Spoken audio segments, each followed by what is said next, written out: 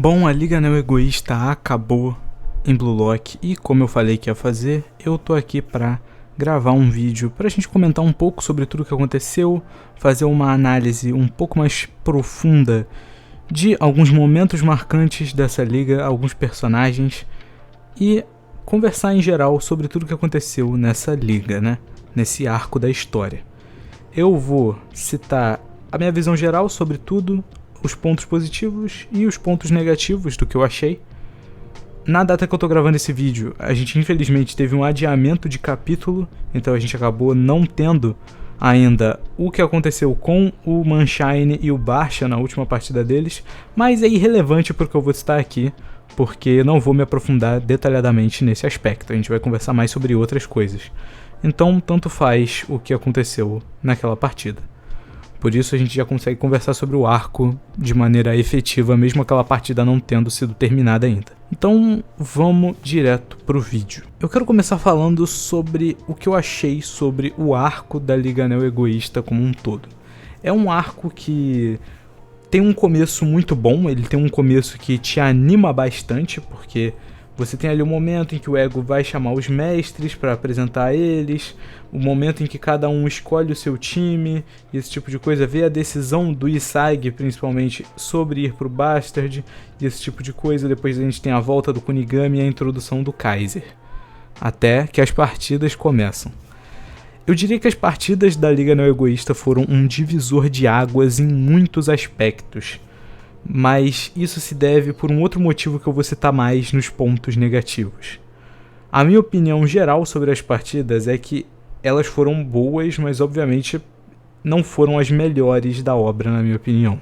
Vamos falar só sobre as partidas que o Bastard jogou, porque foram as que a gente viu de perto por completo e as que a gente consegue analisar, né? Cara, Bastard vs Barsha é uma partida que, na minha opinião, é muito maçante. É uma partida muito chata. Mas ela é uma partida que serve pra gente conseguir ver como funciona a liga, pra gente ver como tá o nível dos personagens do Blue Lock e ver como eles nem se comparam com o nível profissional de fato. Quando a gente tem ali, principalmente aquela parte do Lavinho e do Noah, naquele duelo 1 contra 1, a gente tem mais uma representação literal disso, né?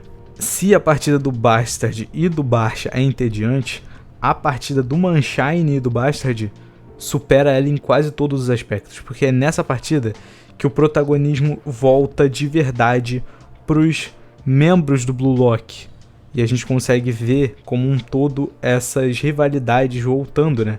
As rivalidades tinham esfriado um pouco na partida do Sub-20, porque tava todo mundo do Blue Lock do mesmo lado, mas agora a gente consegue ver a rivalidade dos personagens voltando a agir e a dinâmica de como a liga funciona de fato. Algo que continua seguindo depois na partida do Ubers e na partida do PXG. Falando sobre a partida do Ubers, eu tenho um problema com essa partida que eu vou citar na parte dos pontos negativos, mas a grande questão com a partida do Ubers é que, por mais que ela seja boa, ela tem um problema de ritmo muito grande. Ela tem um problema de ritmo enorme, que é justamente o que torna ela pior que Manshine vs Bastard, na minha opinião. E por último, a gente tem a partida do Bastard e do PXG, que na minha opinião foi a melhor, cara. Essa partida foi uma aula de desenvolvimento de personagem, uma aula de tudo. Essa partida executou bem tudo que ela poderia ter executado. Eu vou fazer uma única ressalva com o Shidou, porque o Shidou teve pouco ou nenhum destaque durante essa partida. Toda vez que o Shidou aparecia, ou era representando uma ameaça aleatória que os personagens tinham que conter o mais rápido possível, porque é óbvio, cara, é burrice você deixar o Shidou livre, a obra já deixou isso claro pra gente várias vezes. O Shidou, infelizmente, eu acho que acabou não suprindo tanto do que foi prometido pra gente antes da partida se iniciar. Também tem outros pontos, como a participação do Kiora, que eu vou citar mais aprofundadamente nas partes negativas, como eu falei, nos pontos negativos. Mas em geral, cara, Bastard vs PXG, partida nota 10, super bem executado, final brilhante, embora eu tenha visto bastante gente meio bagunçada com o final.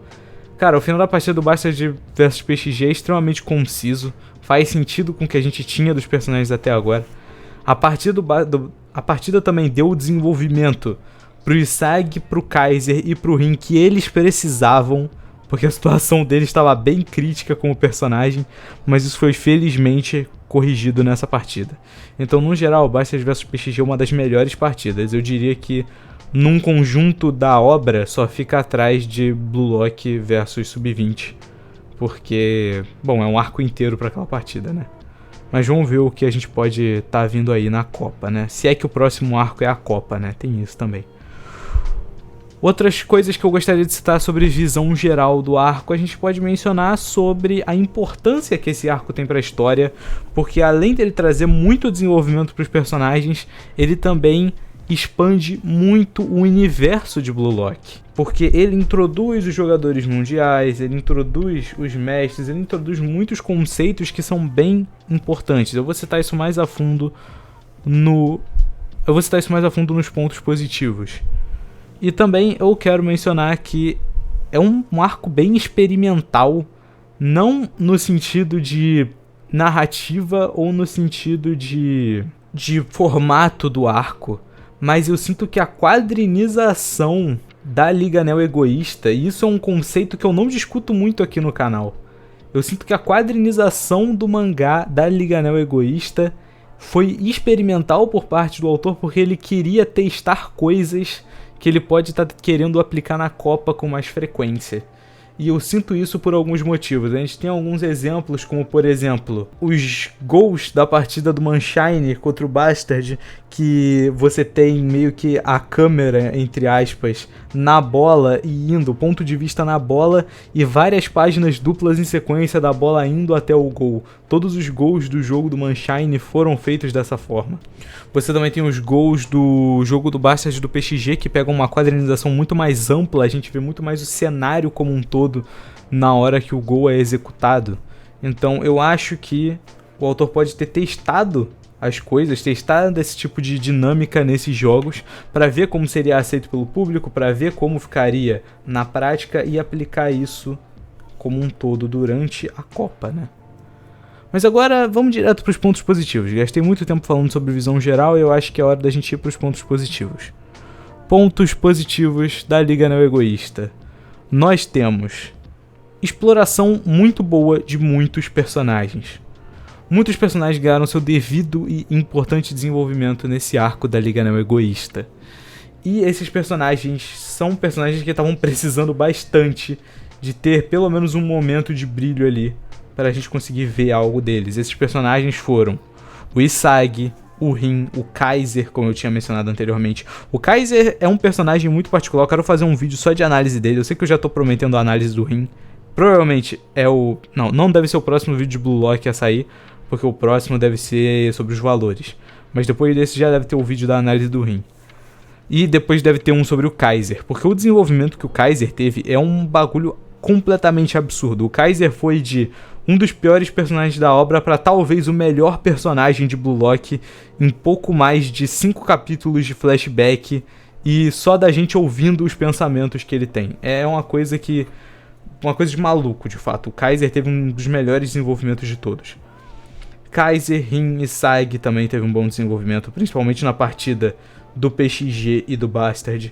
A gente também pode citar como exemplo Yukimiya, que eu já trouxe análise aqui no canal, Hiyori, o Nagi e o Urel entraram numa espiral de um arco bem interessante, que eu quero muito ver como vai ser concluído na partida do Manshine e do Barsha. Você também teve um desenvolvimento pro Barou, embora mínimo, já que esse desenvolvimento foi muito mais sobre o Snuff. A gente conseguiu ver mais sobre a filosofia do Barou, como a mente dele funciona. Também teve desenvolvimento do Ness, tipo tudo na Liga Neo Egoísta. Tivemos muitos personagens extremamente bem desenvolvidos durante todo esse caminho, e eu acho que a obra fez um trabalho excelente nisso. Depois disso a gente também pode citar que a gente teve cenas muito boas, cara. Todos os gols da Liga Neo Egoísta foram simplesmente monstruosos. Eu ia fazer um vídeo sobre melhores gols de Blue Lock, mas eu quase larguei a ideia porque todos os gols da Liga Neo Egoísta são completamente absurdos. Todos eles têm uma construção muito boa, uma construção muito bem feita. E quando eles finalmente acontecem, você vibra junto, cara. É impossível não vibrar. É uma cena que te deixa maluco sempre. Principalmente vendo a comemoração dos personagens depois do gol. É muito bom. Tudo aqui foi muito bem feito. E eu quero dar uma ressalva especial aqui para os gols do Kaiser. Porque o Kaiser só fez golaço na Liga Não Egoísta. Eu também gostaria de citar em pontos positivos a introdução de muitos conceitos importantes, como eu tinha falado anteriormente. Conceitos como, cara, metavision, olho do predador, egocentrismo, visão de jogo, muita coisa que a gente teve sobre nessa parte, que a gente acabou analisando mais a fundo junto com o Isaig. A gente também teve o conceito de talentosos e gênios, muitas coisas que a gente com certeza vai aplicar mais pra frente durante todo o andamento da obra, e aqui a gente já teve muitas coisas interessantes pra gente se trabalhar em cima e que foram extremamente importantes nas partidas, então não foram conceitos largados do nada. Muitos desses conceitos foram coisas que o Isaig usou para conseguir ganhar os jogos, então foi muito legal de se acompanhar e a introdução dos conceitos foi muito boa.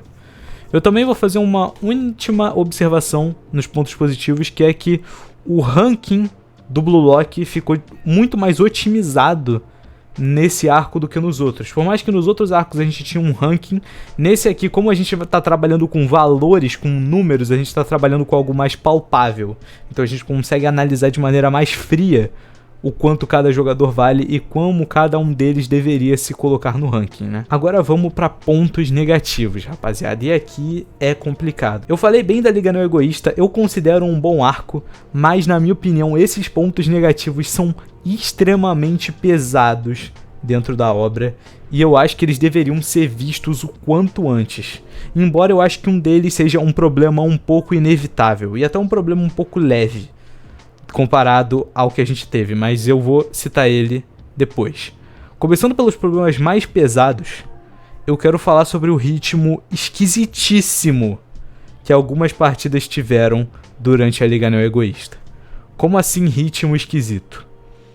Quando você analisa as partidas da Liga Não Egoísta, você vai perceber um padrão, principalmente em Manshine e Bastard e Ubers e Bastard. Essas partidas têm ritmos estranhos a partir dos gols finais. Quanto mais perto você chega do final do jogo, mais lento o jogo fica. Se você pegar tudo pra ler de uma vez, talvez você não sinta tanto isso. Mas pra quem acompanhou no semanal essas partidas sabe o quanto foi infernal acompanhar 4 capítulos seguidos de Hiyori e Isagi tocando a bola um pro outro no final da partida do Ubers. Foi um saco, foi um mês de nada acontecendo no mangá. E isso poderia ser simplesmente corrigido com o fato de que você não precisa ver o Isagi e o Hiyori batendo a bola um pro outro até o outro lado, tá entendendo? Porque essas cenas são cenas muito rápidas. É o tipo de coisa que você conseguiria resolver em uma página ou 2. Você colocar todo esse andamento torna o bagulho muito, muito maçante. Então, acaba que eu sinto que o ritmo que a gente teve nesse arco acabou sendo bem prejudicado nesse sentido. São coisas que poderiam ter sido resolvidas simplesmente cortando alguns momentos, encurtando outros, ou até alongando alguns momentos que são rápidos demais, para a gente conseguir ter um ritmo um pouco mais tranquilo de leitura do mangá. É um problema que não existe, por exemplo, no arco do Blue Lock vs Sub-20. O jogo da Sub-20 é inteiro bem ritmado. Você tem ali um ritmo, você tem que acelerar em algumas partes, desacelera em outras, mas sempre no momento certo. É diferente daqui desse arco. Eu sinto que foi um problema bem grande de ritmo e eu espero que isso não se repita na Copa, porque a Copa vai ser muita partida. Então, se realmente... quer dizer, eu imagino que seja, né? Eu não acho que eles vão perder tão cedo. Mas se for realmente várias partidas dentro da Copa Sub-20, eu espero que elas sejam bem ritmadas pra gente não perder o entusiasmo enquanto a gente lê. O outro defeito, que é um defeito velho já em Blue Lock, mas que dessa vez eu sinto que ficou muito mais alarmante por um motivo. Cara, cadê a zaga desses times, cara? Tipo, isso é uma coisa que o povo reclama. Eu não reclamava tanto, mas nesse arco eu senti cada vez mais que simplesmente não tem zaga, não tem zagueiro em nenhum dos dois lados. É sempre o Isaac e o Kaiser que tinham que voltar lá da frente para defender os chutes do Rim. Cadê todo mundo da linha de trás do time, do Bastard, cara? Uma coisa seria o Rim conseguir passar pelos zagueiros e fazer o gol, e tentar fazer o gol, e por isso o Isaac e o Kaiser terem que voltar lá atrás para tentar impedir. Outra coisa é os zagueiros nem aparecerem na quadrinização do mangá. Eu sinto que foi um erro tremendo não colocar os zagueiros de uma forma decente dentro dessa história. Por que eu disse que isso virou um problema alarmante a partir de agora? Porque nas outras partidas, meio que tanto faz isso ter acontecido dessa forma. Porque o posicionamento não era algo tão relevante assim. Pelo menos, obviamente é irrelevante, a gente tá lendo um mangá de futebol, é óbvio que isso é importante, mas a obra não tornava isso um elemento relevante pro leitor. Mas agora isso se torna um elemento relevante por quê? Porque as vagas do time titular importavam muito aqui. Então, por exemplo, quando você coloca esses zagueiros completamente inúteis no jogo, você não consegue olhar pra mim, olhar pro leitor e falar: esse zagueiro é melhor que o Kiora, por exemplo. Por que o Kiora não estava como zagueiro durante a partida do Bastard e do Ubers, por exemplo? Por que o time inteiro não foi composto pelo Blue Lock? Porque a gente não viu os zagueiros do Bastard jogando. A gente viu os personagens do Blue Lock jogando. Então faz muito mais sentido que a gente tivesse acreditando que eles talvez seriam melhores nessas posições. Mas a gente não pode acreditar nisso, porque a obra não quer que a gente acredite, mas ela também não coloca o zagueiro na tela pra gente ver ele jogando. Então eu sinto que isso foi um problema tremendo. E agora, como a maioria dos personagens meio que saiu da posição de atacante, né? Eles foram jogar em outras posições, eu acho que isso vai ser corrigido. Principalmente porque agora na Copa a gente vai ter a seleção que vai ter personagens úteis, né? Personagens relevantes na zaga. E com certeza eles vão ter os seus momentos pra brilhar. Então, como o Aiko, o Nico, o Ariu, então com certeza a gente vai acompanhar coisas relevantes deles na Copa e esse problema pode se desfazer. A partida do Ubers, por exemplo, é uma partida que tem uma zaga forte por parte do Ubers, mas é porque era o time mais defensivo da liga. Então faz sentido que eles tivessem uma zaga forte. Mas mesmo assim, né? Tirando essa pequena questão, nos outros jogos a gente não teve isso. E por último, mas o problema, que na minha opinião é o mais irrelevante deles, ainda que seja um problema, é que eu sinto que muitos personagens foram mal aproveitados. Não me entenda errado, a gente teve muitos personagens bem aproveitados, como eu já tinha falado antes, muitos personagens bem desenvolvidos. Mas a gente também tem alguns problemas, como por exemplo, cara, cadê os outros personagens do Sub-20? Que é outra coisa, outra questão que até se engloba com o que eu falei. O time do Sub-20 não era um time extremamente defensivo? Cadê esses caras na zaga dos times? Eles até aparecem, mas não fazem nada. Também já é outra questão. Aí a gente também tem o Shidou, que poderia ter tido um bom momento de desenvolvimento e não teve nada. Bátira e Otoya, que mesmo que o Bátira tenha tido sim os seus 5 minutos ali para brilhar no jogo do Barça, o Bátira e o Otoya acabaram ficando extremamente de escanteio só por estarem no Barça, que foi um dos times que mais tomou, que mais apanhou dentro da liga. Então eu acho que o Bátira e o Otoya poderiam ter tido um momento a mais para brilhar ali dentro. A gente também tem personagens como o Kiora, que talvez talvez ou provavelmente o personagem mais hypado da história de Blue Lock. E ele teve um dos desempenhos mais qualquer coisa que eu já vi, com todo respeito. Eu gosto muito do Kiora, eu acho ele um personagem maneiro.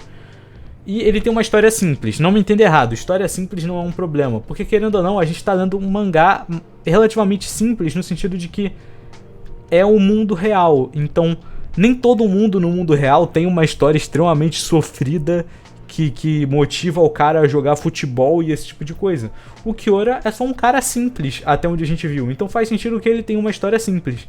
Mas você querer vender aquele elemento de que ele, toda a vida dele ele teve que tomar decisões difíceis e agora ele vai ser o cara que decide o gol, parece ser uma coisa tão mas tão forçada só pra puxar uma coisa. O Kyora nem usou a arma dele no jogo. Tipo, isso é o tipo de coisa que você se decepciona porque o mangá faz você acreditar que o Kyora vai fazer alguma coisa muito legal. E tudo que ele fez foi tocar a bola pro Kaiser e deixar o Kaiser fazer o gol. Por mais que ele tenha ajudado, não é algo que você olhe e fale, tá, o Kyora teve o seu momento de brilhar aqui. Eu acho que o Kyora é um personagem que merecia mais. E eu acho que tem muitos personagens na Liga No Egoísta que mereciam mais destaque, mais momentos. Por que que isso não aconteceu? Porque a gente já teve muito personagem recebendo destaque na Liga No Egoísta. Muito personagem mesmo. Então eu acho que realmente não sobrou tempo para desenvolver todos os que precisavam ser desenvolvidos nessa partida. Nessa partida não, perdão, nesse arco. Então eu acho que foi por isso que a gente teve algumas perdas de desenvolvimento nesse meio. Mas eu acho que não é nada, como eu falei, não é nada que não possa ser corrigido no futuro. Blue Lock promete ser uma obra longa, uma obra que tem bastante história para contar. Então eu acho que todos esses personagens podem receber seu devido brilho na hora certa. Assim como o Kyora talvez receba uma história mais complexa depois.